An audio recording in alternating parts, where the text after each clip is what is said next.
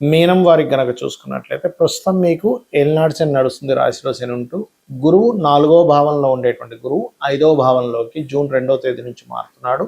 June 2 నుంచి October ending వరకు అక్కడే ఉంటాడు. నవంబర్ 1వ తేదీ నుంచి 6వ భావంలోకి వెళ్తాడు. గురువు కేతువుని కలుస్తాడు. ఆ నవంబర్లో 1 నుంచి 25వ తేదీ వరకు ఉండేటువంటి కేతువు గురువుతో కలిసి 6వ భావంలో ఉన్నాడు.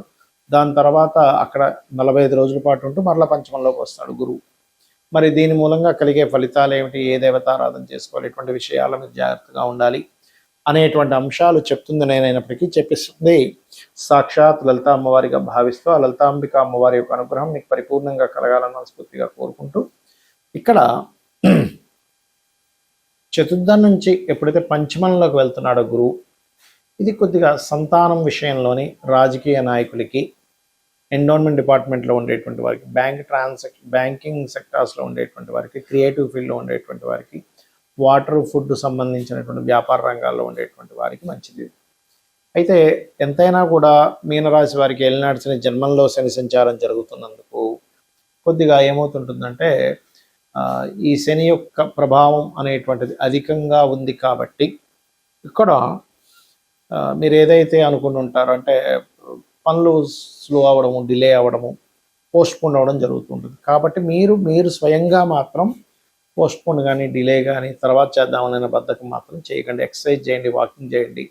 కాస్త శనివారం మొత్తం ఒంటికి నూనె, చక్కగా నువ్వుల నూనె రాసుకొని ఒక పావు గంట 20 నిమిషాల నుండి స్నానం చేయండి. శని యొక్క ప్రభావం చాలా మటుకు తగ్గుతుంది.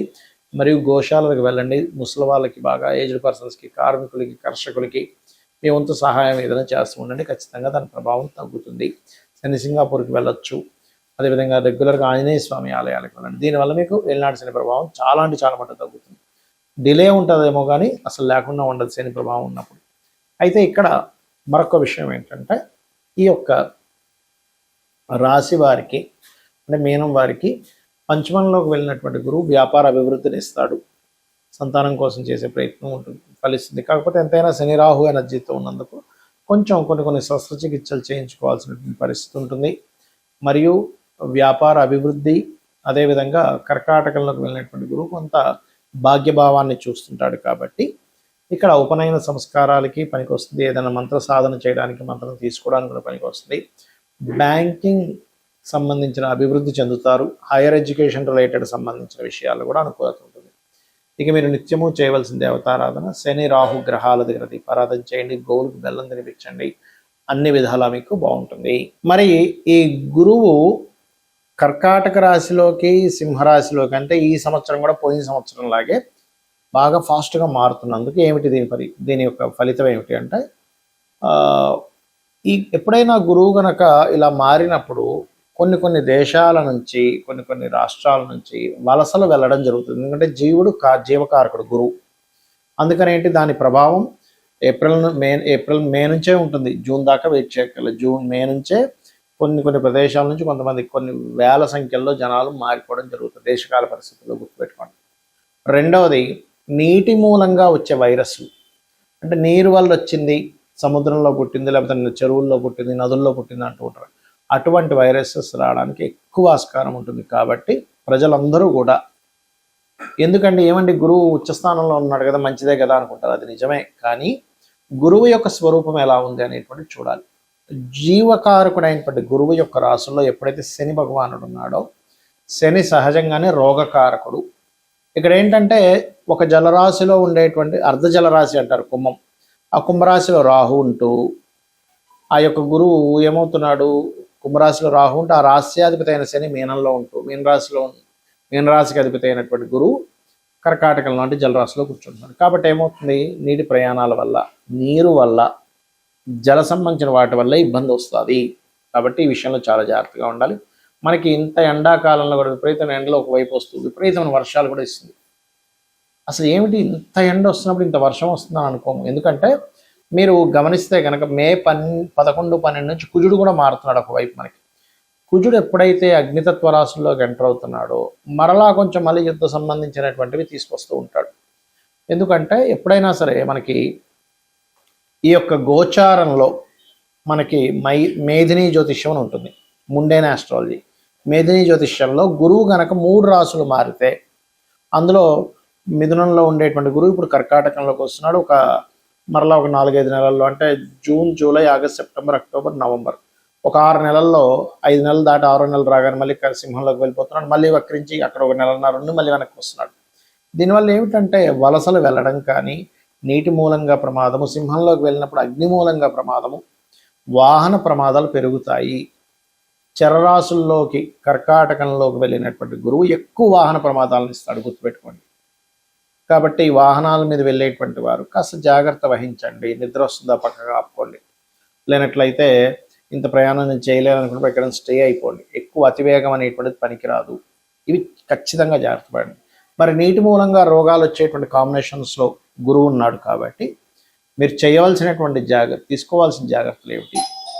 ఇంట్లో నీరు తాగేటప్పుడు కాచి చల్లార్చిన నీటినే వాడండి. దాని ద్వారా రోగం ఏ రూపంలో అయితే రాబోతుందో ఆ రూపాన్ని మీరు అవాయిడ్ చేసిన వాళ్ళు అవుతారు. ప్రధానంగా గుర్తుపెట్టుకోండి. ఆ రకంగా చూసుకోండి. అలాగే మరొక విషయం ఏమిటి అని చెప్పి చూసుకున్నట్లయితే, ఇక్కడ ఈ యొక్క రాశివారు ప్రధానంగా, అంటే ఈ అన్ని రాసుల వారికి నేను చెప్పబోయేది, అన్ని రాసుల వారు కూడా ఏదైనా ఒక కొత్త కోర్సెస్ ఉంటుంటాయి. కొత్త కోర్స్ కోసం ఇక్కడ డబ్బులు కట్టామండి, అయ్యో ఆ తర్వాత ఫ్రాడ్ అని తెలిసిందండి అంటూ ఉంటాం. కాబట్టి ఏంటి, ఈ ఆన్లైన్ మోసాలు పెరగడం. మీరు గమనిస్తే కనుక ఈ గురువు కర్కాటకంలో ఉన్నప్పుడు దొంగ బంగారం బయటపడుతూ ఉంటుంది. అయ్యో ఇదంతా ఫ్రాడ్ అంట, అయ్యో మనం ఇలా అనుకున్నాము. ఎందుకంటే రేట్లు పెరగడం తరగడం అనేది సంవత్సరం అంతా ఉంటుందని చెప్పాను నేను. విపరీతంగా పెరుగుతుంది, మళ్ళీ తగ్గిపోతూ ఉంటుంది. అయితే ఇది ఒక రకంగా చెప్పాలంటే షేర్ మార్కెట్లో బాగా ఆడితేరినటువంటి వారికి ఈ గేమ్ కనుక బాగా అర్థమైతే కరెక్ట్గా తగ్గినప్పుడు మనీ పెరిగినప్పుడు అమ్మేస్తూ ఉంటారు. అంటే ఒక ధనం సంపాదించుకోవడానికి మంచి మార్గమే, కానీ అప్పులు చేసి మాత్రం ఎట్టి పరిస్థితుల్లో అలాంటి డెసిషన్స్ తీసుకోకండి. ప్రధానంగా ఈ గురువు ప్రధానంగా ఏంటంటే, గురువు యొక్క ప్రభావం మీకు తగ్గాలి అంటే పరిహారం ఏం చేసుకోవాలి? ఇక్కడ గురువు యొక్క ప్రభావాన్ని నెగిటివ్ వైపు తీసుకెళ్లేటువంటి గ్రహాలు శని, రాహువులు అయ్యారు. కాబట్టి శనికి, రాహుకి ప్రధానంగా దీపారాధన చేయండి. నువ్వుల నూనె ఆలయాల్లో దానంగా, అంటే మీరు ఇస్తూ ఉంటారు కదా దీపారాధన కోసమనో వంటల కోసమనో, అలా నువ్వుల నూనె ఇవ్వండి. నువ్వులతో చేసినటువంటి 4 ఉండలు లాంటివి మనకి తయారు చేసి అమ్మవారి దగ్గర పెట్టి దాన్ని ప్రసాదంగా తీసుకోవచ్చు. లేదా నువ్వుల ఉండలు, ఎన్నో ఉండలు తయారు చేసి వాటిని ఎక్కడైనా ఆలయంలో వచ్చి స్త్రీలకు పంచిపెట్టకూడదు. ఎందుకంటే ఎవరైనా ప్రెగ్నెన్సీతో ఉన్న స్త్రీ కనుక నువ్వులు ఉండ తిన్నట్లయితే ప్రెగ్నెన్సీ విచ్ఛిన్నం అవుతుంది. కాబట్టి అలా వారికి మాత్రం పంచిపెట్టకండి దయచేసి. అలాగే మరొక విషయం ఏంటంటే, ఈ గురువు ఒక రకంగా చెప్పాలంటే కొంత గ్రోత్ కూడా ఇస్తాడు కొన్ని విషయాలకి. విద్యారంగం సంబంధించిన విషయంలో గ్రోత్ అనుకోండి, లేనట్లయితే కొన్ని అంశాల్లో మంచి గ్రోత్ అనేటువంటిది జరుగుతుంది. కాబట్టి ఈ విషయంలో మీరు ఎవరైనా సరే గతంలో కొన్ని బ్యాక్లాగ్స్ ఉండిపోయాయి, మళ్ళీ నేను అది ఆన్లైన్ త్రూగా కంప్లీట్ చేసుకుందాం అనుకునేటువంటి వారికి మాత్రం కంప్లీట్ పాజిటివ్ ఫలితాలు ఇస్తారు ఇక్కడ. కాకపోతే కాస్త అధిక వర్షాలు, అధిక జలము, సునామీలు లాంటివి రావడం, నదులు ఆనకట్టలు కొన్ని కట్టవడం, తెగడం, ఒక్కోసారి మనం చూడండి విపరీతమైన వర్షం వల్ల ఆ మధ్య ఒకసారి విజయవాడలో ఒక రకమైన వర్షపాతం వచ్చేసింది. అసలు వీధులన్నీ నిండిపోయాయి. ఇలాంటి ఇవి కూడా ఉంటాయి జల సంబంధంగా. కాబట్టి జల ప్రాంతాలకు దగ్గరగా ఉండేటువంటి వారు కాస్త జాగ్రత్తగా ఉండండి. కొంచెం ఎత్తు ప్రదేశాల్లో ఉండడానికి ప్రయత్నం చేయండి.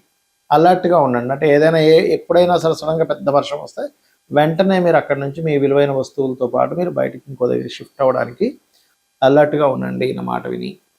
అలాగే ఇక్కడ మరొక విషయం ఏంటంటే, ఈ సముద్ర తీరాల్లో సముద్రంలోకి చేపలు పట్టడానికి వెళ్ళేవారు, నదుల్లో చేపలు పట్టడానికి వెళ్ళేవారు ఎక్కువ వర్షం పడుతుందని ఏమాత్రం అనిపించినా కొంచెం ఆ సమయాల్లో అవాయిడ్ చేయండి దయచేసి.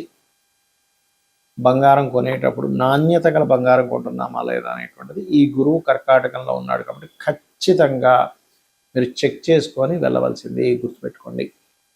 ఇక మీరు అందరూ కూడా చేయవలసింది చండీ పారాయణము, దుర్గా సప్తశతి ఇవి కనుక చేసినట్లయితే గురువు ఇచ్చేటువంటి శుభ ఫలితాలు చక్కగా వస్తాయి. శ్రీమాత్రే నమః.